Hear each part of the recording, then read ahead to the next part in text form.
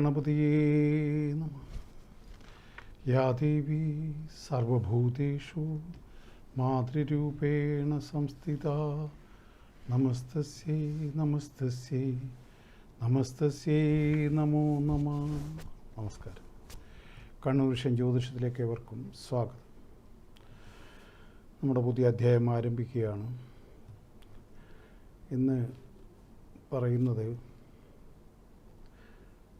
കുറേ കാലമായല്ലോ ദേവിയെക്കുറിച്ചൊന്നും പറയാതെ പോകുന്നത്. ആദ്യം മുതലേ പരിപാടി കാണുന്നവർക്ക് ഓർമ്മയുണ്ടാവും, ഞാൻ തുടക്കം വെച്ചത് ഇവിടെ ഇരുന്ന് കുറച്ച്, അതായത് 16 വർഷത്തോളമായി ഈ പരിപാടി. അതിൽ 1-2 വർഷം കഴിഞ്ഞപ്പോൾ ലളിതാ സഹസ്രനാമം പറയാൻ തുടങ്ങി. അതിൻ്റെ അർത്ഥങ്ങളൊക്കെ അതായിരുന്നു എൻ്റെ പരിപാടിയുടെ വിജയരഹസ്യം. അതായിരുന്നു കുറേ ദേവീ ഭക്തർ അത് കേൾക്കാനുണ്ടായി. ഒപ്പം ജ്യോതിഷത്തിലുള്ള ബലം പറച്ചലും കൂടി ആകുമ്പോൾ സംഗതി പ്രേക്ഷകർക്ക് ഇഷ്ടപ്പെട്ടു. അപ്പോൾ അതിനുശേഷം പിന്നെ പല രീതിയിലും നമ്മുടെ ഈ ജ്യോതിഷ പരിപാടി മാറിപ്പോയി. ആനുകാലിക സംഭവങ്ങളൊക്കെ പറയുന്നതായി. അപ്പോഴും നമ്മുടെ മെയിൻ സാധനം ദേവി തന്നെയാണല്ലോ. അപ്പോൾ ദേവിയെക്കുറിച്ച് പറയാമെന്ന് വല്ലപ്പോഴെങ്കിലും പറയണമല്ലോ. ഇത്തവണ പറയുന്നത് ദേവി മാഹാത്മ്യത്തിലുള്ള നാരായണീ സ്തുതിയെക്കുറിച്ചൊക്കെ ഞാൻ പറഞ്ഞു. അത് 11-ാം അധ്യായമാണ്. മറ്റൊരു പ്രാധാന്യമുള്ള അധ്യായമാണ് 4-ാം അധ്യായം. മറ്റൊന്നാണ് 5-ാം അധ്യായം. 5-ാം അധ്യായം മുതലാണ് സരസ്വതിയെ സ്തുതിക്കുന്നത്. ഇപ്പം ദേവിയുടെ കൂട്ടത്തിൽ ആരാണ് വലിയ ആളെന്നൊന്നും, കാളിയും ലക്ഷ്മിയും സരസ്വതിയും 3ആണല്ലോ പ്രധാനമായിട്ടും.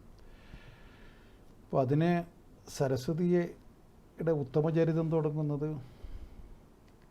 5-ാം അധ്യായം മുതലാണ് ദേവി മാഹാത്മ്യത്തിൽ. ദേവി മാഹാത്മ്യത്തിൻ്റെ വിധികൾ പലതുമുണ്ട്. നമ്മളിപ്പോൾ ഇവിടെ പറയുന്നില്ല. ഞാൻ ഓരോ എപ്പിസോഡും തുടങ്ങുന്നത് ഈ ഒരു മന്ത്രം ജപിച്ചുകൊണ്ടാണല്ലോ. ആ മന്ത്രത്തെക്കുറിച്ച് നിങ്ങൾക്കൊന്ന് പരിചയപ്പെടുത്താമെന്ന് മാത്രമേ വിചാരിച്ചിട്ടുള്ളൂ. വല്ലാതെ വിശദമായ അത്തരം ചിന്തകളൊന്നും ഞാൻ വിചാരിക്കുന്നില്ല. അതൊന്നും നടക്കുന്ന കാര്യവുമല്ല. ഞാൻ എല്ലാ പ്രാവശ്യവും ഇങ്ങനെ യാദേവി സർവഭൂതേഷു, ഇന്ന് മാതൃരൂപേണ സംസ്ഥിത എന്നുള്ള, അങ്ങനെയാണല്ലോ, യാദേവി സർവഭൂതേഷു ബുദ്ധിരൂപേണ സംസ്ഥിത, ഇങ്ങനെ ചൊല്ലുന്നുണ്ടല്ലോ. അതെന്താണെന്നുള്ളത് മാത്രം പറയാനേ ഉദ്ദേശിക്കുന്നുള്ളൂ. ഒരു കോൾ ഉണ്ട്. ഹലോ, സമയം പറയൂ. രാവിലെ 6:10.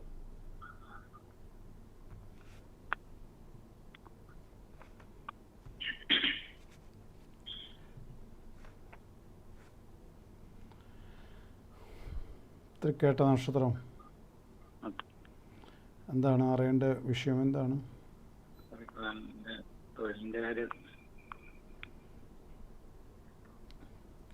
തൊഴിലിൻ്റെ കാര്യം? സമയം എങ്ങനെയാണെന്ന് അറിയാം. സമയം കുറച്ചും കൂടി തെളിയാനുണ്ട്. ഇപ്പം നടക്കുന്നത് ശുക്രദശയാണെന്ന് നിങ്ങൾക്കറിയാമല്ലോ. അപ്പോൾ ആ ശുക്രൻ നല്ല ശുക്രനുമാണ്. പക്ഷേ ഇപ്പോൾ ശനിയുടെ അപഹാരമാണ്. അപ്പോൾ അത് 26 3-ാം മാസം വരെ ഉണ്ട്. അതായത് ഇനി 5 മാസം. അത് കഴിഞ്ഞാൽ നിങ്ങൾക്കൊരിപ്പോൾ ഉള്ള അവസ്ഥക്കെല്ലാം മാറ്റം വരും. നിങ്ങൾ എന്താണ് ചെയ്തുകൊണ്ടിരിക്കുന്ന ജോലി? എന്താണ്?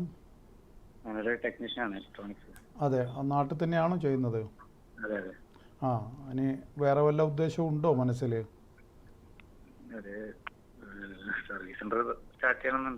ശരി, അത് നിങ്ങൾക്ക് ഈ പറഞ്ഞ പീരീഡിന് ശേഷം തുടങ്ങിയാൽ വിജയിക്കും. അതായത് ശുക്രദശയിൽ ബുധൻ്റെ അപഹാരം, അവർ രണ്ടുപേരും യോഗം ചെയ്ത് നിൽക്കുന്നു. അത് നിങ്ങൾ ഉയർച്ചയ്ക്കുള്ള സമയമാണത്. അപ്പോൾ ഒരു ധൈര്യത്തിൽ നിങ്ങൾക്കൊരു ചെറിയ ഈ ചന്ദ്രന് ശനിയോഗം ഉള്ളതുകൊണ്ട് കുറച്ച് ഭയം കൂടുതലാണ്. ഞാൻ വിജയിക്കുമോ തോക്കുമോ എങ്ങനെയാ തുടങ്ങിക്കഴിഞ്ഞാൽ എന്താവും അങ്ങനെ ചിന്തിക്കണ്ട. അതായത് മൊത്തത്തിൽ ഈ ചന്ദ്രന് ശനിയോഗം വന്നാൽ ആത്മവിശ്വാസത്തിന് കുറവുണ്ടാവുന്നതാണ്. അപ്പോൾ അതുകൊണ്ട് ആ ഒരു പ്രശ്നം നിങ്ങളെ എപ്പോഴും ലൈഫിനെ മൊത്തത്തിൽ ബാധിക്കുന്നതാണ്. അപ്പോൾ അതുകൊണ്ട് ഞാൻ ഉറപ്പ് തരികയാണ്, നിങ്ങൾക്ക് മുമ്പോട്ടേക്ക് പോകാൻ സാധിക്കും. ധൈര്യസമേതം തുടങ്ങുക. ഓക്കെ. ഓക്കെ.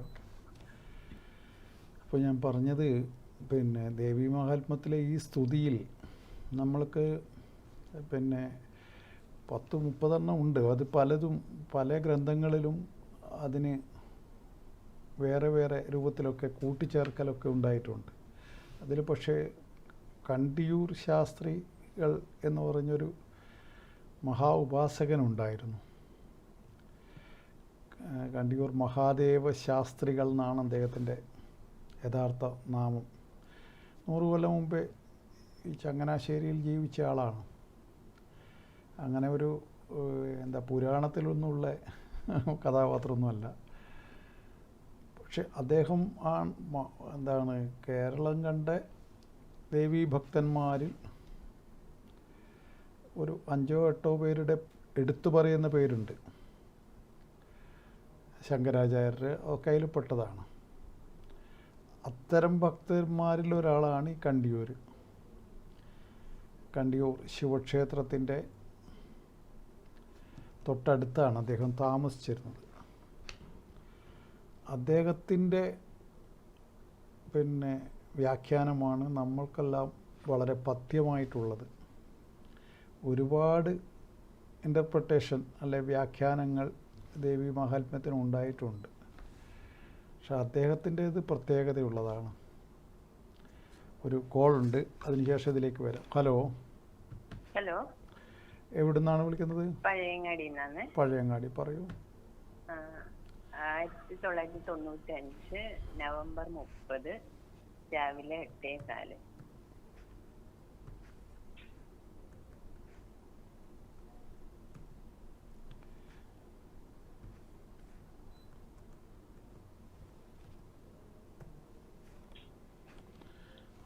ആണിൻ്റെ ആണോ പെണ്ണിൻ്റെ ആണോ? മോൻ്റെതാ. എന്താണ് പറയണ്ടേ? അത് ജോലിയെല്ലാം മാറണമെന്നുണ്ട്. അവന് കൂടുതൽ അനുകൂലമായ കാലം തന്നെയാണ് വരാൻ പോകുന്നത്. ശനി തീരുകയല്ലേ. അപ്പോൾ ഇപ്പോൾ എവിടെയാണ് ഉള്ളത്? ദുബായിലാണ്. ആവട്ടെ. അപ്പോൾ മാറുന്നതിനൊന്നും തടസ്സമൊന്നുമില്ല. വേറെ പ്രയാസമൊന്നും കാണുന്നില്ലല്ലോ. നല്ല തന്നെ പോകും. അല്ലെങ്കിൽ അവന് ശനി വന്ന മുതൽ അവനെന്താണ് മോശം? അങ്ങനെ ഇപ്പം 11 വയസ്സിൽ തുടങ്ങിയ ശനിയാണ്. ആ ശനിയിൽ പഠിപ്പ് നടന്നിട്ടുണ്ട്, ജോലി കിട്ടിയിട്ടുണ്ട്. 3-ലെ ശനിയല്ലേ. 3-ലെ ശനി പറയുന്നത് മുടിവെച്ച് വാഴുന്നല്ലേ. നല്ല ശനിയാണിത്. അതാ ഞാൻ പറഞ്ഞത്. നല്ല ശമ്പളവും ഉണ്ടല്ലോ. അതന്നെ. അങ്ങനെയല്ല, ശനി പിഴച്ച ശനിയാണെങ്കിൽ ആ ശനിയുടെ കാലത്ത് ഒരു കാര്യവും നല്ലത് നടക്കില്ല. അത് നിങ്ങൾക്കറിയായിട്ടാണ്. ശനി പിഴച്ച് നിൽക്കുന്ന ശനിയാണെങ്കിൽ ഇത് കുംഭൻ രാശിയിൽ നിൽക്കുന്ന ശനിയാണ്. അത് മൂലത്രികോണ രാശി എന്ന് പറയും. അപ്പോൾ ശനി അവിടെ വളരെ ബലവാനാണ്.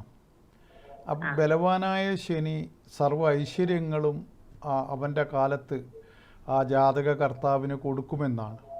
അപ്പോൾ അങ്ങനെ നിങ്ങളുടെ മകന് ശനി എല്ലാ സൗഭാഗ്യവും കൊടുത്തിട്ടുണ്ടെന്നാണ് ഞാൻ പറയുന്നത്.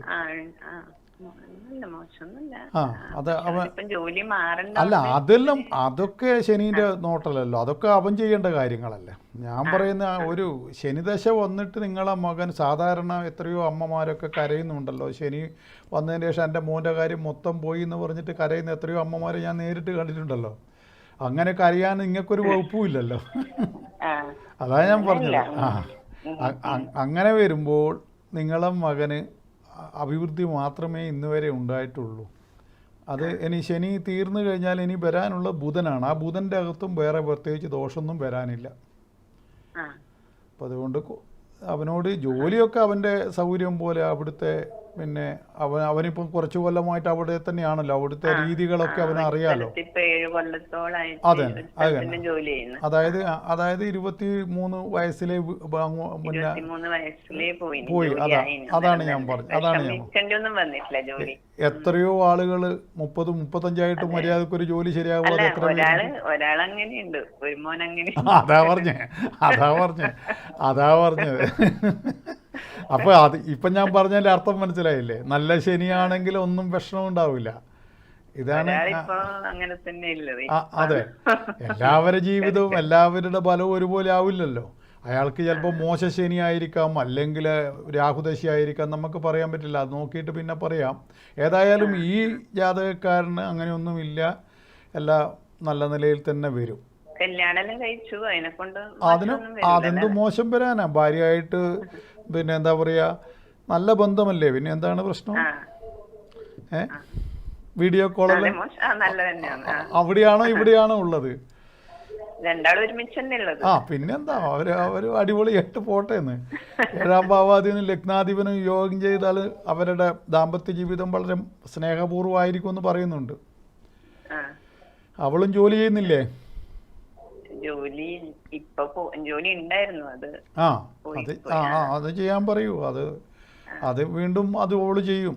അവളെ കൊണ്ട് നേട്ടം തന്നെയാണ് കാണുന്നത്. ഞാൻ പറഞ്ഞതെല്ലാം മനസ്സിലായല്ലോ. തടി വർദ്ധിക്കാതെ നോക്കാൻ പറയണം അവനോട്. ഇപ്പൊ തടി കൂടുന്നുണ്ട് അവൻ. അതന്നെ, തടി വല്ലാതെ കൂടി വരും. അപ്പൊ അതിനെ കുറച്ച് കൊണ്ടുവരാൻ പറയണം. അത് ആരോഗ്യ പ്രശ്നങ്ങൾക്ക് കാരണമായിട്ട് വരും. അതാ ഞാൻ പറഞ്ഞത്. വെറുതെ ഞാൻ പറയില്ലല്ലോ, അങ്ങനെ ഒരു സ്വഭാവം ഇല്ലല്ലോ എനിക്ക്. അപ്പോൾ ഇവിടെ എന്താ ഇത്രയും ചെറിയ 29 വയസ്സുള്ള ചെക്കനെ കൊണ്ടാണ് പറയുന്നത്. അങ്ങനെ പറയുമ്പോൾ നിങ്ങൾ മനസ്സിലാക്കേണ്ടത് എന്ന് പറഞ്ഞാൽ ഇവിടെ കാണുന്ന കാര്യങ്ങളാണ് ഞാൻ പറയുന്നത്. അപ്പോൾ അതായത് ഇവന് ശരീരഭാരം വർദ്ധിച്ചിട്ടുള്ള പ്രശ്നങ്ങൾ ഉണ്ടാകാനുള്ള സൂചനയുണ്ട്. അതുകൊണ്ട് ആ പ്രശ്നങ്ങളെ അവൻ ശ്രദ്ധാപൂർവം നീങ്ങിയില്ലെങ്കിൽ അവൻ്റെ കാര്യം ബാക്കി വളർച്ചയെല്ലാം ഉണ്ടായാലും ആ വളർച്ച അനുഭവിക്കാൻ കഴിയാതെ വരും.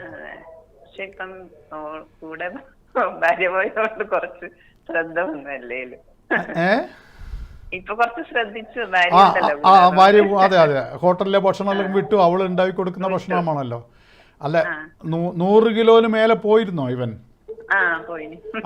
അപ്പോൾ അതൊരു 85ലേക്ക് താഴ്ത്തണം. ഇവന്റെ ഹൈറ്റ് വെച്ചിട്ട് 80 വരെ ഇവന് പോവാം. 5 കിലോ പ്രശ്നമല്ല. അപ്പോൾ ഏതായാലും 85 കിലോയിലേക്ക് ഇവന്റെ ഇത് കുറക്കാൻ പറയണം, തൂക്കം. അത് ഭാര്യയോടും പറയണം. അവരോട് യൂട്യൂബ് കയറി എൻ്റെ പരിപാടി കാണാൻ പറയൂ. ഓക്കെ, എല്ലാം നന്നായി വരട്ടെ. ഓക്കെ ശരി. അപ്പം ഞാൻ പറഞ്ഞത് ഇതാണ്, ജ്യോതിഷത്തിനകത്ത് എല്ലാം കാണും. ഒരു ഭാഗത്ത് വിജയിച്ചിട്ട് മറ്റൊരു ഭാഗത്ത് പരാജയപ്പെട്ടാൽ പോയില്ലേ. നമ്മൾക്ക് പണവും ദാമ്പത്യ ജീവിതമൊക്കെ ശരിയായി, നമ്മളെ ആരോഗ്യം വീക്കായാൽ തീർന്നില്ലേ. അതാണ് ജ്യോതിഷം പ്രധാനമായിട്ടും 3-4 കാര്യങ്ങൾക്ക് ഊന്നൽ കൊടുക്കുന്നുണ്ട്. അതെന്താണ്? ഈ വന്നവൻ ധനപരമായ കാര്യത്തിൽ രക്ഷപ്പെടുമോ? ഒന്നാമത്തെ കാര്യം.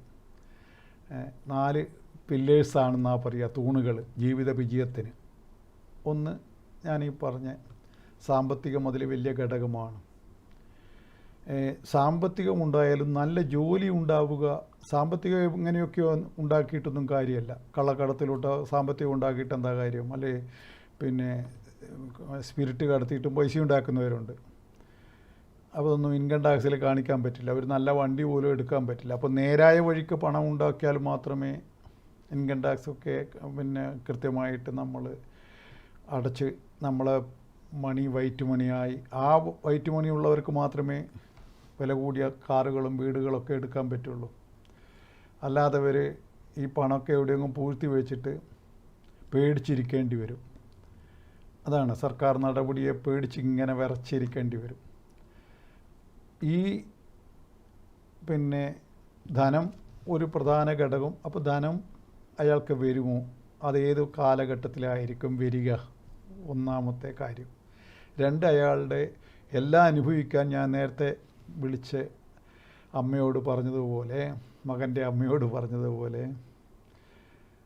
ആരോഗ്യം പ്രധാനം, ഹെൽത്ത് ഈസ് വെൽത്ത്. അത് ഹെൽത്ത് തന്നെയാണ് ധനം. അപ്പോൾ ഹെൽത്ത് ഇല്ലെങ്കിൽ ബാക്കിയെല്ലാം നേടി പോയില്ലേ. ഇനി മാനസികാരോഗ്യം വീക്കായാലും സംഗതി കുഴപ്പമായി. മൂന്നാമത്തെ കാര്യം എന്താണ്? കുടുംബജീവിതം. അത് ഏറ്റവും പ്രധാനമാണ്. ഭാരതത്തിൻ്റെ ജീവനാഡി എന്ന് തന്നെ പറയുക. നമ്മുടെ ഏറ്റവും ചെറിയ യൂണിറ്റ് അത് ഫാമിലിയാണ്.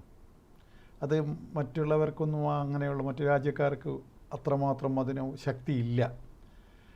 അമേരിക്കക്കാരും ജർമ്മനിക്കാർക്കൊക്കെ അങ്ങനെയുള്ള, യൂറോപ്പിലും മറ്റൊക്കെ ഇപ്പം അവർ തിരിച്ചു വരുന്നുണ്ടെന്ന് കേട്ടു. അവർ മടുത്തിട്ട് ഒരുമാതിരി ജീവിതം നയിച്ചിട്ട് അതിനെ രണ്ടാമതും അവരൊക്കെ കുടുംബത്തിലേക്ക് തിരിച്ചു വരുന്നു എന്നൊക്കെ പറയുന്നു. പല മാറ്റങ്ങളും പല രാജ്യങ്ങളിലും നടക്കുന്നുണ്ട്. എന്തോ ആവട്ടെ, അത് ഒരു ഘടകമാണ് ഈ ദാമ്പത്യ ജീവിതം. അപ്പോൾ ഇങ്ങനെ 3-4 കാര്യങ്ങൾ ഒത്തുകഴിഞ്ഞാൽ മാത്രമേ ഒരു മനുഷ്യൻ്റെ ജീവിതം വിജയിച്ചു എന്ന് പറഞ്ഞുകൂടൂ. അതാണ് ഈ ജീവിത വിജയത്തിന് ഈ 4 തൂണുകൾ ശരിയാവണമെന്ന് പറയുന്നത്. അതിലേക്ക് വരാം. ഒരു കോൾ ഉണ്ട്. ഹലോ, എവിടെ നിന്നാണ് വിളിക്കുന്നത്? പയ്യന്നൂർ. പറയൂ. 2004 ജൂൺ 25 പകൽ 11:40.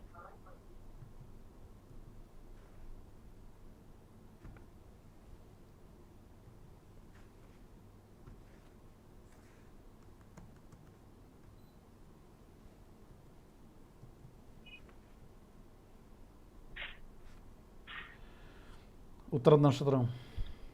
കന്നിക്കൂറ്. അനിയന്റെ മോൻ്റെയാണ്. ഓ, അനിയന്റെ മോൻ്റെതാണ്. അനിയൻ്റെ മകൻ്റെതാണ്. ശരി. അപ്പോൾ ഇപ്പം നടക്കുന്ന രാഹുദശയുടെ തുടക്കമാണ്. സമയം വളരെയേറെ പിഴച്ചിരിക്കുന്നു. 1 വർഷമായിട്ട്, 1 വർഷം 5 മാസമായി. ഇനി അത് 27 2-ാം മാസം വരെ ഉണ്ട് സമയത്തിൻ്റെ ദോഷം. അതിൻ്റെ ദോഷങ്ങൾ വല്ലതും കാണിക്കുന്നുണ്ടോ? ഇപ്പൊ ചെവിക്കൊരു സർജറി എല്ലാം കഴിഞ്ഞിട്ട്. തന്നെ. പിന്നെ ഇപ്പൊ PSC കോച്ചിങ്ങിന് പോകണം. ഡിഗ്രി കഴിഞ്ഞിട്ട് അതിന് പോവാനാണ് താല്പര്യം. പിന്നെ എന്താ പറയണ്ടേ, 21 വയസ്സുള്ള ചെക്കനാ സർജറി. അതെ, ചെവിക്ക് മറ്റേ എന്നാണ് ഈ നമുക്കൊരു പണ്ട് കുഞ്ഞൊക്കെ ഇങ്ങനെ ഇതാവില്ലേ, അതുപോലത്തെ ഒരു ബുദ്ധിമുട്ട് ചെറുപ്പത്തിലേ ഉണ്ടായി. അപ്പൊ അതാണ് ഇപ്പം ചെയ്തത്. മറ്റു കേൾവിക്കോ അതിനൊന്നും തരാറുണ്ടായിട്ട. അതന്നെ, അതൊന്നും എനിക്കറിയണ്ട. എല്ലാം സംഭവിച്ചത് ഞാനീ പറഞ്ഞ 1.5 വർഷത്തിന് ഇങ്ങോട്ടല്ലേ. ഇതിപ്പോ 1 മാസം മുമ്പ്. അത് തന്നെ അതിന്റെ കൃത്യ ഡേറ്റ് അല്ല ഞാൻ പറഞ്ഞത്. ഈ രാഹുവിന്റെ സ്വാപഹാരത്തിൽ പിന്നെ വളരെ മോശപ്പെട്ട അനുഭവങ്ങൾ ഉണ്ടാകുമെന്നാണ്. അത് ഏത് രൂപത്തിലാണ് മനുഷ്യനെ ബാധിക്കുക എന്നുള്ളത് അത് പലർക്കും പല രൂപത്തിൽ ബാധിച്ചേക്കാം. നല്ലോണം ബാധിച്ചു, പഠിപ്പിലെല്ലാം ബാധിച്ചു. അത് ബാധിച്ചു. അത് അവൻ്റെ മാനസികാവസ്ഥയെ ബാധിച്ചു. അവനാകെ ഒരു എന്താ പറയുക, ഒരു തളർന്ന പോലെയല്ലേ ഉള്ളത്. അത് കുറച്ച് കഴിഞ്ഞാൽ എല്ലാം നേരെയാവും. ഈ പറയുന്ന പീരീഡ് കഴിയണം. PSC കോച്ചിങ്ങിന് പോയി ചേർന്നിട്ടുണ്ട്. അത് പഠിക്കാൻ അവന് ഇഷ്ടം. അവന് ഈ മറ്റേ ജനറൽ നോളജിലെല്ലാം നല്ല ഇതാണ്. കിസ്സിലെല്ലാം പോയാൽ അപ്പൊ അത് ചെയ്യാ. ജനറൽ നോളജ് കിസ്സിനെല്ലാം പോയാൽ സമ്മാനം കിട്ടൂ. PSC കോച്ചിങ്ങിന് അല്ലെങ്കിൽ GK ഇല്ലാത്തവന് എന്തിനു കൊള്ളാം. ജനറൽ നോളജ് അത് ഏറ്റവും പ്രധാനമല്ലേ ഒരു മനുഷ്യന്, പൊതുവിജ്ഞാനം എന്ന് പറയും. അതല്ല PSC കോച്ചിങ് പോയാൽ ശരിയാവോ, അതാണ് ഇഷ്ടം.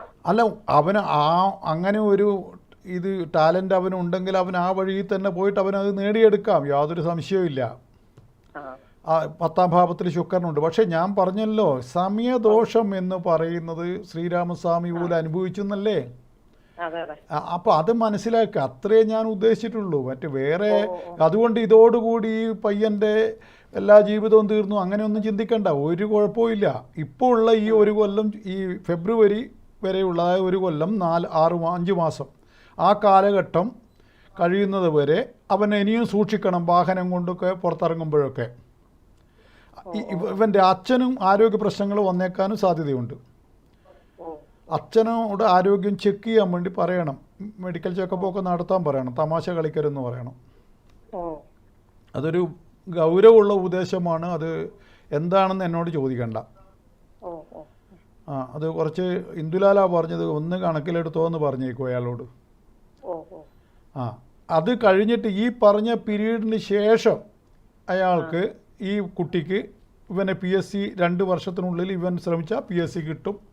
മാളവിയോഗം 10ാം ഭാവത്തിൽ ശുക്രനുള്ള ജാതകമാണ്. കൃത്യമായിട്ട് ആ ശുക്രൻ അതിബലവാനാണ്. തീർച്ചയായിട്ടും ഇവൻ്റെ ആഗ്രഹപ്രകാരം ഇവന് ഈ ജോലി നേടിയെടുക്കാൻ സാധിക്കും.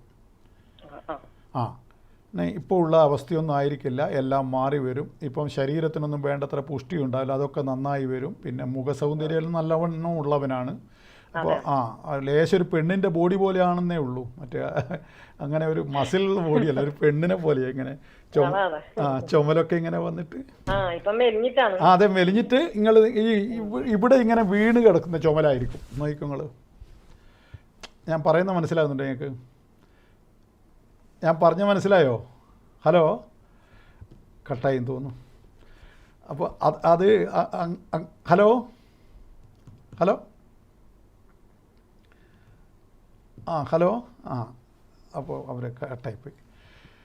ഏതായാലും ഞാൻ പറഞ്ഞത്, ഇങ്ങനെ സമയത്തിൻ്റെ ചില പ്രത്യേകമായ അവസ്ഥകളുണ്ട്.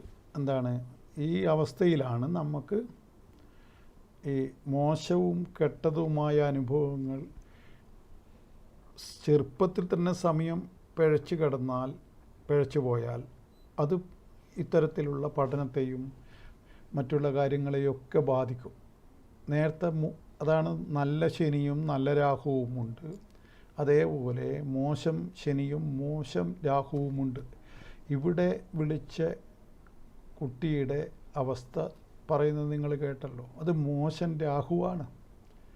ആ മോശം രാഹുവിൻ്റെ തുടക്കം വളരെ വളരെ നെഗറ്റീവായ അനുഭവങ്ങൾ ഉണ്ടാവും.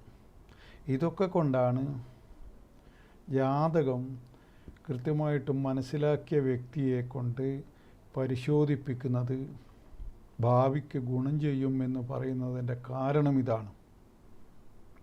ഇത് നോക്കാതെ വ്യക്തിക്ക് ഒരു കാരണവശാലും അവൻ്റെ യാഥാർത്ഥ്യം അറിയാൻ സാധിക്കില്ല. അത് പ്രത്യേകം മനസ്സിലാക്കണം. ഇതിനൊന്നും സയൻറ്റിഫിക്കായിട്ട് പ്രൂഫ് തരാനൊന്നും സാധിക്കില്ല. അതിതിൻ്റെ പരിമിതിയാണ്. പക്ഷേ എങ്ങനെയാണ് ഇപ്പം ഞാൻ ചോദിക്കുന്നതും പറയുന്നതും കാര്യങ്ങൾക്ക് അപ്പുറമുള്ളവർ അവരെവിടെയോ ഇരിക്കുന്നു. ഞാൻ എൻ്റെ ജീവിതത്തിൽ ഇന്ന് വരെ കണ്ടിട്ട് പോലും ഇല്ലാത്ത ആൾക്കാരല്ലേ.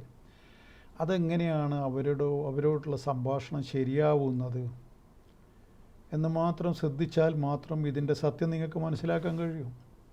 ഞാൻ ജ്യോതിഷത്തിന് ചെയ്യുന്നത് വലിയ സംഭാവനയാണ്.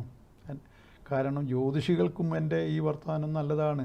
കാരണം ഇതൊരു തട്ടിപ്പാണെന്ന് പറഞ്ഞു നടക്കുന്ന കുറേ ആൾക്കാരൊക്കെ ഉണ്ടല്ലോ. അതിന് മാത്രമുള്ള കുറേ അത്രമാത്രം നികിഷ്ടരായ കള്ളന്മാർ യൂട്യൂബിൽ കയറിയിട്ട് ഈ ശാസ്ത്രത്തിൻ്റെ മുഴുവൻ വിലയും നശിപ്പിച്ച് കഴിഞ്ഞു. എന്തൊക്കെയാണ് പറയുന്നത്, യാതൊരു അടിസ്ഥാനമില്ലാതെ വായിക്കുന്നവനോ കാണുന്നവനോ ഭ്രാന്ത് പിടിച്ചു പോകുന്ന വർത്തമാനങ്ങളാണ് അവരുടെ ഭാഗത്തു നിന്നുണ്ടാവുന്നത്. അത്തരം ഒരു അടിസ്ഥാനവുമില്ലാത്ത പോരാത്തതിനിപ്പം കുറേ മന്ത്രക്കാർ ഇറങ്ങിയിട്ടുണ്ട്. ആ മന്ത്രവും മറ്റൊക്കെ ജപിച്ച ഭ്രാന്തല്ലാതെ വേറെ ഒരു സംഗതിയും അതിൽ കുറഞ്ഞൊന്നും ഉണ്ടാവില്ല. പറഞ്ഞില്ലെന്ന് വേണ്ട. യൂട്യൂബിൽ കാണുന്ന ഒരു മന്ത്രം ആർക്കെങ്കിലും ആ പൂതി ഉണ്ടെങ്കിൽ അങ്ങ് മാറ്റി വച്ചേക്കൂ. ഞാനാണ് പറയുന്നത്. ഇതിനെക്കുറിച്ച് ആധികാരികമായിട്ട് തന്നെ സ്വന്തം ജീവിതത്തിൽ അത് മനസ്സിലാക്കിയ ആളെന്നുള്ളതാണ് എൻ്റെ പ്രത്യേകത. മറ്റേ വേറെ ഒന്നുമില്ല. ഈ സ്വാനുഭവവും സ്വന്തം അനുഭവം അതാണ് ഏറ്റവും വലുത്. ഇപ്പം ഞാൻ എൻ്റെ അനുഭവത്തിൻ്റെ വെളിച്ചത്തിൽ പറയുന്ന കാര്യങ്ങൾ നിങ്ങൾ കണക്കിലെടുക്കണം. അതേസമയം ഒരു മന്ത്രോപാസന നടത്തുകയോ അല്ലെങ്കിൽ അതിൻ്റെ നെഗറ്റീവും പോസിറ്റീവും ഒന്നും മനസ്സിലാക്കാതെ ചില വലിയ പണ്ഡിതന്മാരുണ്ടാവും. അവർ ഈ നവരാത്രി കാലത്തെല്ലാം അവർ പുറത്തിറങ്ങും മാളത്തുനിന്ന്. അവർ ഭയങ്കര ഇതൊക്കെ ദേവീനെ കൊണ്ടൊക്കെ വലിയ ഘോരഘോരം. ഒരു ദേവിക്കൊരു പൂവിട്ട ആൾക്കാരൊന്നുമല്ല അവർക്കൊന്നും അറിയേയില്ല. ദേവി അവരെ തിരിഞ്ഞ് നോക്കുകയില്ല. അവർ പറയുന്നത് കേട്ട് കഴിഞ്ഞാൽ നമുക്ക് തന്നെ വട്ടാവും. അപ്പോൾ ഇതൊക്കെ ശ്രദ്ധിക്കണം. നമ്മളെപ്പോലെയുള്ള ആളുകൾ ഇതിൻ്റെ അകത്ത് പ്രാക്ടീസ് ചെയ്ത മനുഷ്യരെയാണ് നമ്മൾ കണക്കിലെടുക്കേണ്ടത്. ഞാൻ 2 കാര്യത്തിൽ, ദൈവികതയിലും ജ്യോതിഷത്തിലും നന്നായിട്ട് കുറേ വർഷമായിട്ടുള്ള അനുഭവ പരിജ്ഞാനത്തിൻ്റെ പുറത്താണ് സംസാരിക്കുന്നത്. അത് നിങ്ങളും ശ്രദ്ധിക്കുക. ഈ തരത്തിലും മറ്റേ രൂപത്തിലും കൂട്ടാം. ഒരു കോൾ ഉണ്ട്. ഹലോ ഹലോ, എവിടെ നിന്നാണ് വിളിക്കുന്നത്? ചക്കരക്കല്ല്. പറഞ്ഞോളൂ, ഡേറ്റ് പറയോ? 14/2/98.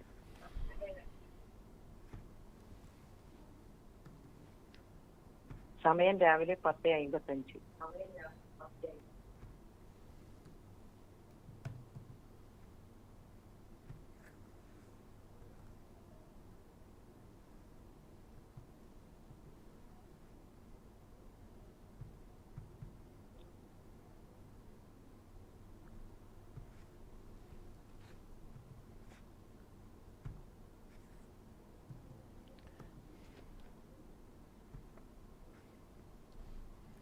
ഉത്തരം നക്ഷത്രം അതെ അതെ. ആരുടേതാണ്? മോളതാണ്.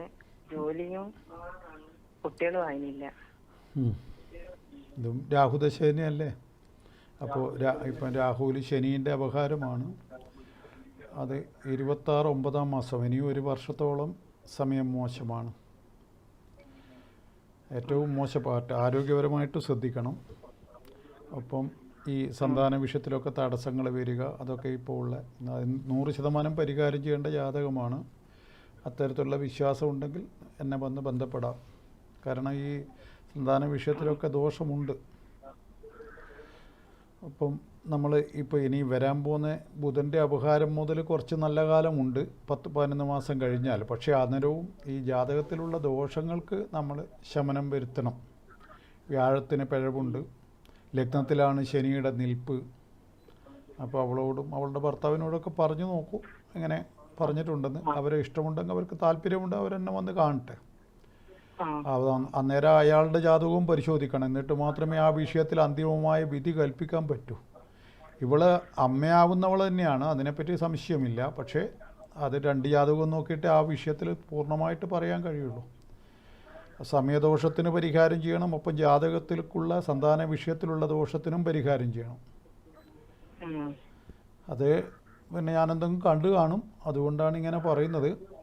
അത് അതിന് വ്രതാനുഷ്ഠാനങ്ങളുണ്ട്, അത് ചില പ്രത്യേക ക്ഷേത്രത്തിലുള്ള കർമ്മങ്ങളുണ്ട്. അതൊക്കെ കൂടിച്ചേർന്നതാണ് എൻ്റെ പരിഹാര കർമ്മങ്ങൾ.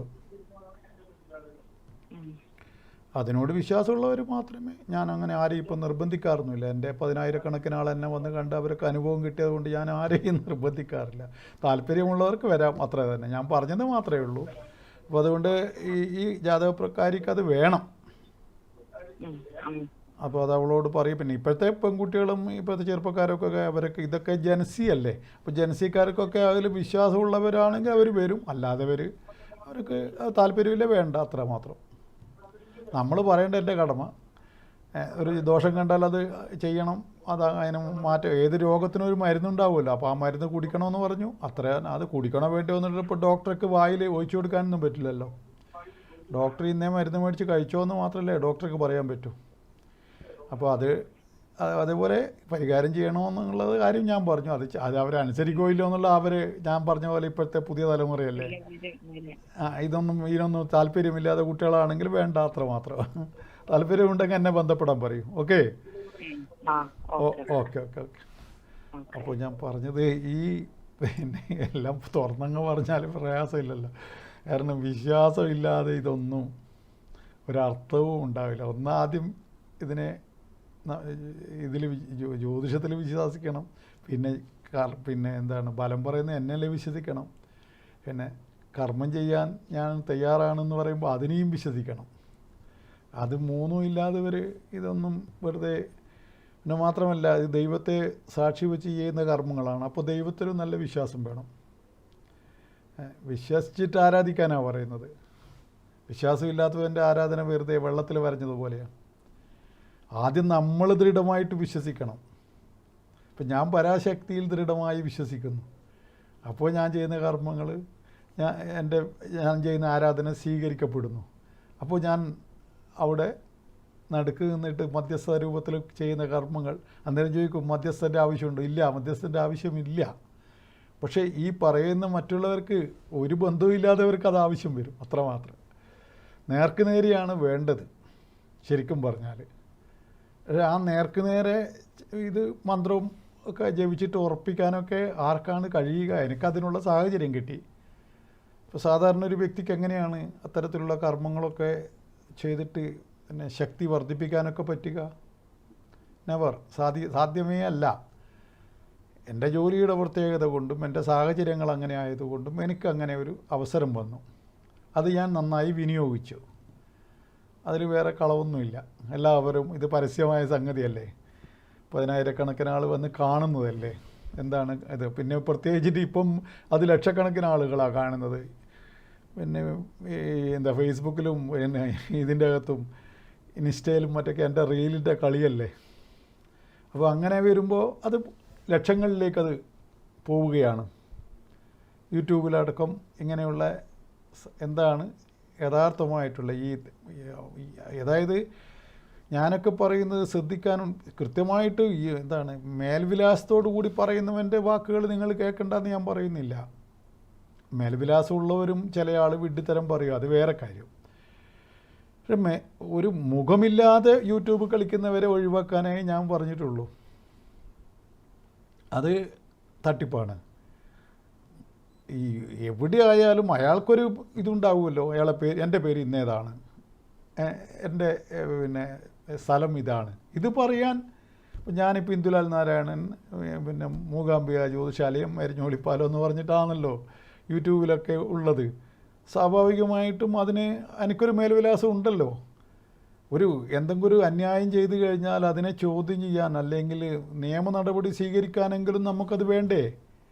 ഏതോ ഒരുത്തൻ എന്തൊക്കെ തട്ടിപ്പ് നടക്കുന്ന ലോകമാണിത്. അപ്പോൾ അങ്ങനെയുള്ളൊരു ലോകത്ത് നമ്മൾ ജീവിക്കുമ്പോൾ മേൽവിലാസമില്ലാത്ത ആളെ ഒഴിവാക്കാനേ ഞാൻ പറഞ്ഞിട്ടുള്ളൂ. ഒരു കോളുണ്ട്. ഹലോ ഹലോ ഹലോ, എവിടെ നിന്നാണ് വിളിക്കുന്നത്? കൂത്തുപറമ്പാണ്.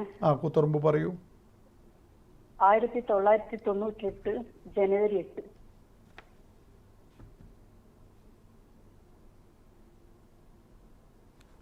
സമയം രാവിലെ 9:35.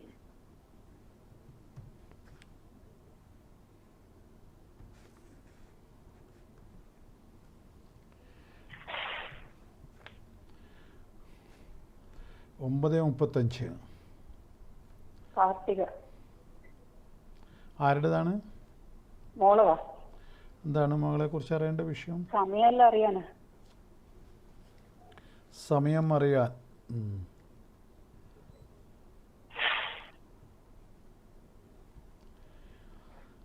രാഹുദശയാണെന്ന് അറിയാമല്ലോ. അതെ.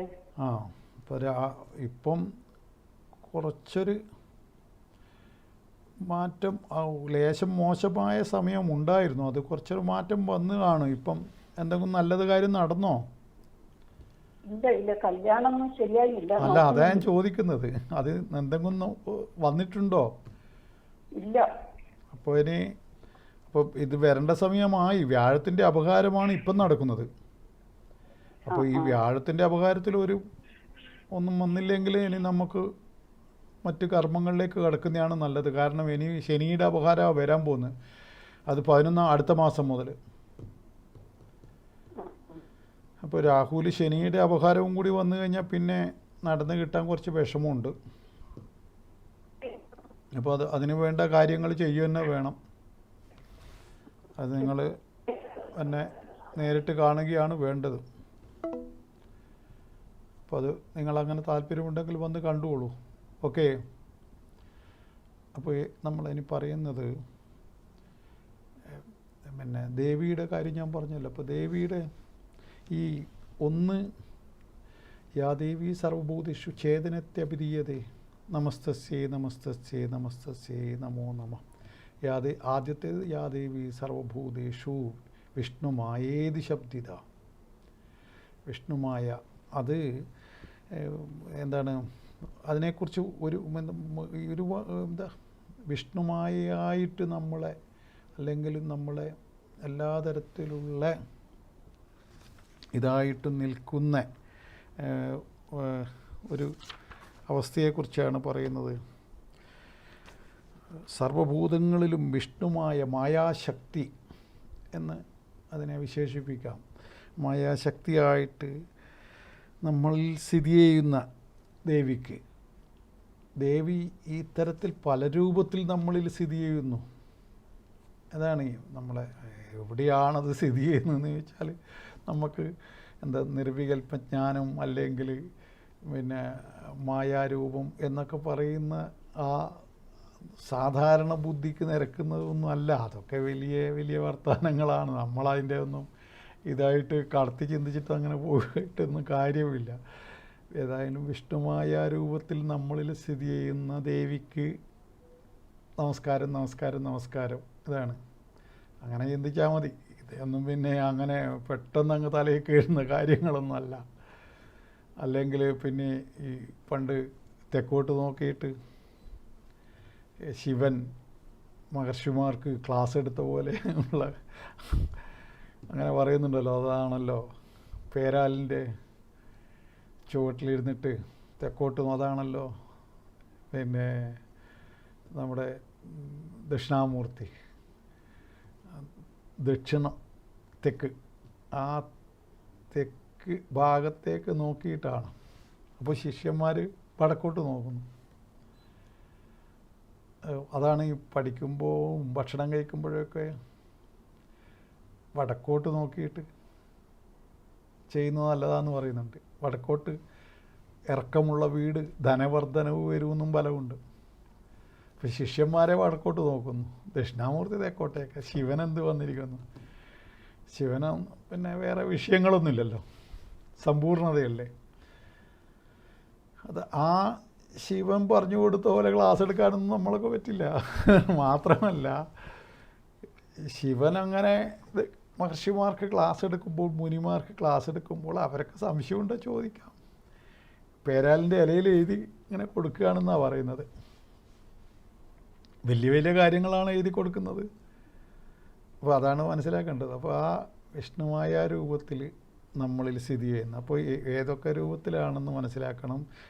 പിന്നീട് വന്നൊരു ചേതന, പിന്നെ ബുദ്ധി, നിദ്ര, ക്ഷുധ, ഛായ, ശക്തി, തൃഷ്ണ, കാന്തി, ക്ഷാന്തി, ജാതി, ലജ്ജ, ശാന്തി, ശ്രദ്ധ, ലക്ഷ്മി, വൃത്തി, സ്മൃതി, ദയ, തുഷ്ടി, മാത, ഭ്രാന്തി. ഇങ്ങനെ ഇതാണ് കണ്ടിയൂർ പറയുന്ന പ്രധാനപ്പെട്ട. പിന്നെ ഒരു 5-6 എണ്ണം വേറെയുമുണ്ട്. അത് ഏത് ഗ്രന്ഥത്തിലും ഇത്തരത്തിലുള്ള അങ്ങോട്ടും ഇങ്ങോട്ടും ചെറിയ മാറ്റങ്ങളൊക്കെ കാണാറുണ്ട്. അത് എല്ലാ ഗ്രന്ഥത്തിലും അതിൻ്റെ പ്രത്യേകതയായിട്ട് ഞാൻ മനസ്സിലാക്കിയിട്ടുണ്ട്.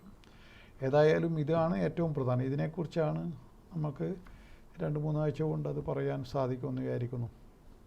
ഇത് ഇപ്പോൾ ഇന്ന് പറഞ്ഞത് തന്നെ കൂടുതൽ അതിനെപ്പറ്റി പറയാനുണ്ട്.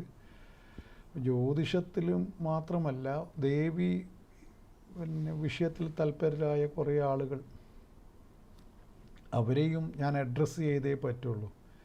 അവരെ വിഷമിപ്പിക്കാൻ പാടില്ല.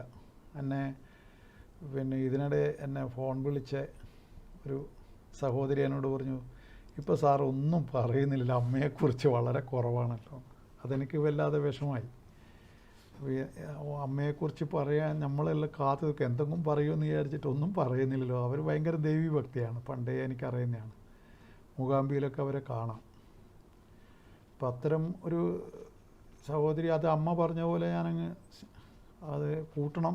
അതായത് എന്നെ കൊണ്ടുള്ള വർത്തമാനം നീ കൂട്ടണമെന്ന് അമ്മ പറഞ്ഞ പോലെയാണ്. ഈ സ്ത്രീകൾ പറയുമ്പോൾ ദേവി വിഷയത്തിൽ ശ്രദ്ധിക്കണമെന്നാണ്. അത് ചെറിയ പെൺകുട്ടികളാ പറയുന്നുണ്ട്, പിന്നെ പറയേ വേണ്ട. സുമംഗലികളും, അതായത് കല്യാണം താലിയുള്ള സ്ത്രീയും 9 വയസ്സ് ചോടെയുള്ള പെൺകുട്ടിയും പറയുന്ന വാക്കുകൾക്ക് ഭയങ്കര പ്രാധാന്യം കൊടുക്കണം.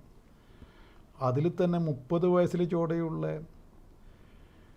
ചെറുപ്പക്കാരി, താലിയുള്ള ചെറുപ്പക്കാരി പറയുന്ന വാക്കിന് അതീവ പ്രാധാന്യം കൊടുക്കണം. അങ്ങനെയൊക്കെ ഉണ്ട് ഇതിൽ. അത് ദേവിയായിട്ടാണ് സങ്കല്പം. എന്ന് വെച്ചിട്ട് ഇപ്പം പിന്നെ മറ്റ് അവർ പറഞ്ഞ് മറ്റ് പ്രായം കൂടിയവർ പറഞ്ഞാൽ ശ്രദ്ധിക്കേണ്ടെന്നല്ല. പൊതുവേ ഈ ദേവിയുടെ കാര്യങ്ങൾ സ്ത്രീകൾ പറയും, ഇങ്ങോട്ട് പറയുന്നുണ്ട്. നമ്മൾ കൂടുതൽ കണക്കിലെടുത്തോളം ഭക്തൻ എന്നൊരു വർത്തമാനമുണ്ട്. ഞാനങ്ങനെ കണക്കിലെടുക്കുന്ന ആൾ തന്നെയാണ്. അതുകൊണ്ടാണ് ഞാനങ്ങനെ പറഞ്ഞത്. ഏതായാലും ദേവി വിഷയത്തിലുള്ള വർത്തമാനങ്ങളും ഒപ്പം ജ്യോതിഷത്തിലുള്ള ഫലങ്ങളും നമുക്ക് തുടരാം. ഇന്ന് നമ്മൾക്കിവിടെ നമ്മുടെ സമയം തീരുകയാണ്. ജ്യോതിഷപരമായ കാര്യങ്ങൾ മനസ്സിലാക്കേണ്ടവർക്കും അതേപോലെ പരിഹാര കർമ്മങ്ങൾ ചെയ്യാൻ താല്പര്യമുള്ളവർക്കും എന്നെ വന്ന് ബുക്ക് ചെയ്ത് വന്ന് കാണാവുന്നതാണ്. ഇനി അതല്ലാതെ ഓൺലൈനിൽ ഫലം അറിയേണ്ടവർക്ക് ഗൂഗിൾ പേ വഴി ദക്ഷിണ അയച്ചുകൊണ്ട് അങ്ങനെയും ഫലം അറിയാം. ഒക്കെ നിങ്ങളുടെ ചോയ്സാണ്, നിങ്ങളുടെ ഇഷ്ടമാണ്. താല്പര്യമുള്ളവർക്ക് ഇതൊക്കെ ഉപയോഗിക്കാം എന്ന് മാത്രം പറഞ്ഞുകൊണ്ട് എന്നെ കാണുകയും കേൾക്കുകയും ചെയ്ത് നിങ്ങൾക്ക് നന്ദി പറഞ്ഞുകൊണ്ട് നിർത്തുന്നു. നന്ദി, നമസ്കാരം.